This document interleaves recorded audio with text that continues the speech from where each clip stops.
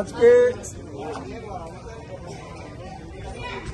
৪৬ রাইমাবেলি গন্ডাতির সাথে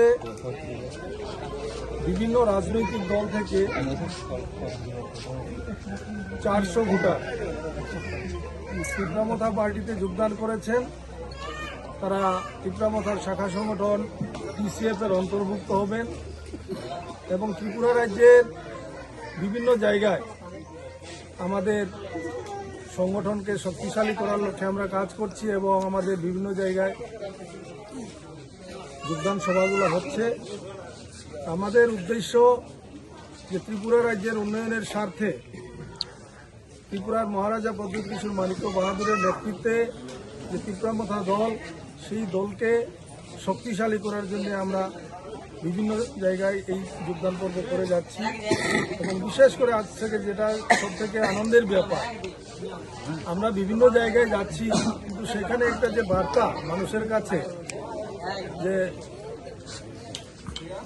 বাঙালিরা কি ত্রিপুরামথা করবে নাকি, এমন একটা কথা আমি তো বিভিন্ন জায়গায় এই কথাটা শুনি।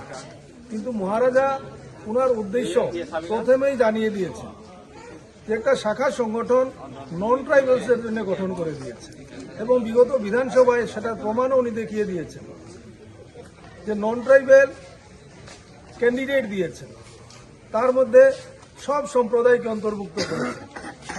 মাইনরিটি থেকে 2 জন প্রার্থী করেছেন, মণিপুরী সম্প্রদায় থেকেও 2 জন প্রার্থী করেছেন এবং আমার বাঙালি ভাইদের এখান থেকেও 16 জন প্রার্থী করেছেন।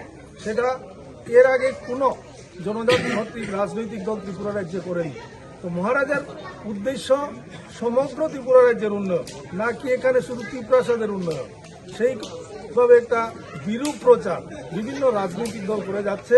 কিন্তু আজকে যারা এখানে যোগদান করেছেন তাদেরকে আমি আন্তরিকভাবে স্বাগত জানাই। তারা মহারাজার যে উদ্দেশ্যকে সফল করার জন্য আজকে ত্রিপুরামথা পার্টিতে যোগদান করেছেন। সবাইকে ধন্যবাদ।